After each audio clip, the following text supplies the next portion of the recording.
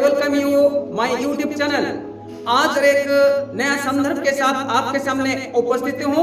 संदर्भ का नाम है हर एक बातों में परमेश्वर का धन्यवाद करो।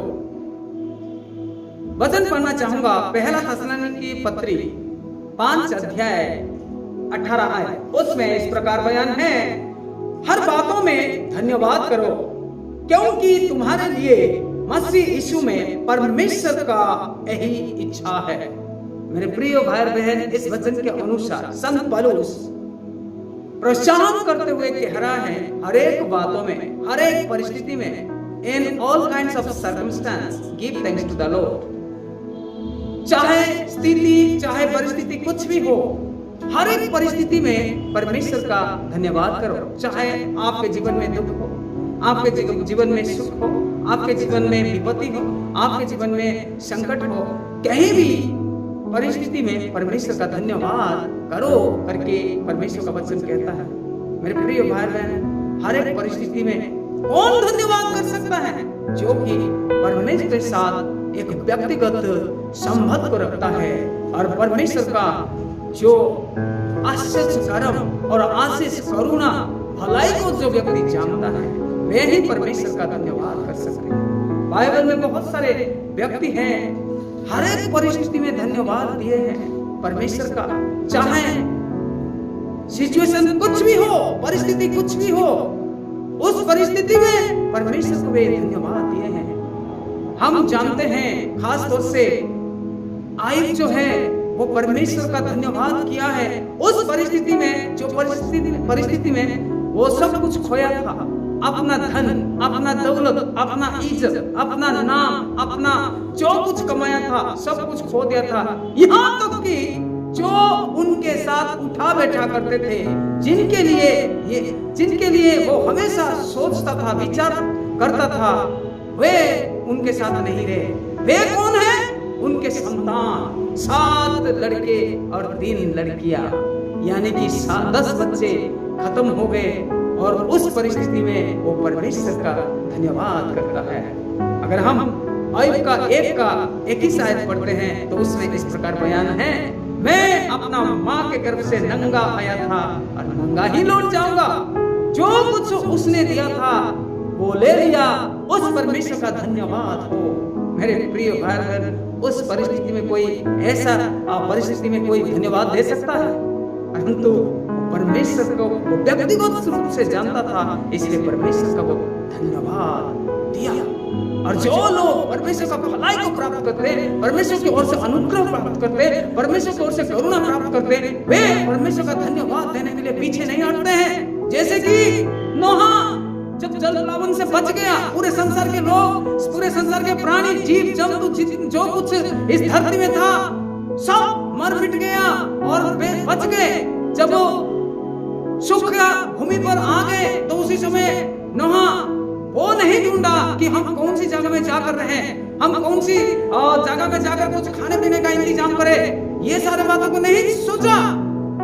परमेश्वर को वो धन्यवाद देने के लिए जगह चुना, क्योंकि उस परमेश्वर ने पूरे संसार में जितने भी प्राणी जगत था उन सबों में से इनको बचाया था। इसलिए परमेश्वर का धन्यवाद देने के लिए वो आगे बढ़ा।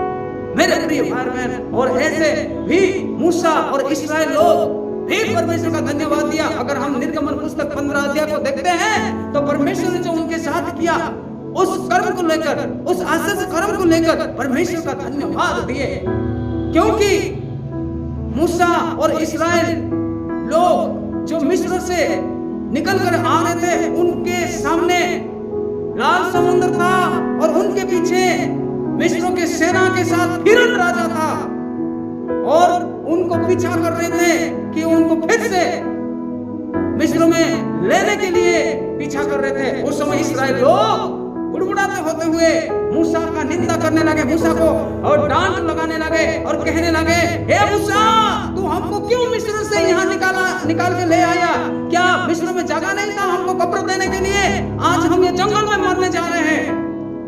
परंतु ये योजना परमेश्वर और मूसा जानता था, इसलिए मूसा ने कहा, विश्वास रखो, चुपचाप खड़े रहो तो परमेश्वर का आप महान कर्म को देखोगे और परमेश्वर का महिमा करोगे। वही बात हुआ। और मूसा को जब ये लाल समुद्र में पहुंचे, उस समय मूसा को परमेश्वर ने आदेश दिया, हे मूसा, जो लाठी तूने पकड़ा उस लाठी को समुद्र में बार लगा। और वो जब बार लगाया तो समुद्र में जो पानी उसमें वायु हवा बहने लगा और उसके बाद वो समुद्र दो भाग हो गया और उस रास्ते में इस्राएल चलने लगे। और वो इस्राएल का जब पीछा कर रहे थे तो मेरे प्रिय भाई बहन देखे कि वे लोग परमेश्वर इनका साथ दे रहे हैं। भाई हम इस्राएल लोगों को कुछ कर नहीं पाएंगे, इसलिए हम आधा समुद्र से पीछे मुड़ जाए। तो उसी समय के दौरान ये इस्राएल लोग धीरे धीरे पार होते गए।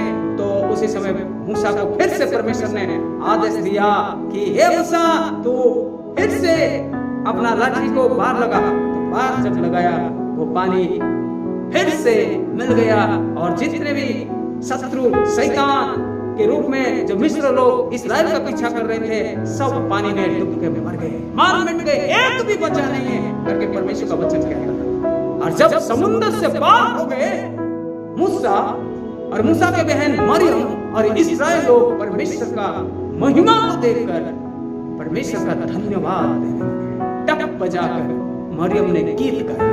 अगर हम निर्गमन पुस्तक 15 अध्याय पढ़ते हैं तो उसमें उसका वर्णन है और वहां पर ऐसे कहते हैं, हे यहोवा परमेश्वर, तू वास्तव में आश्चर्य परमेश्वर है।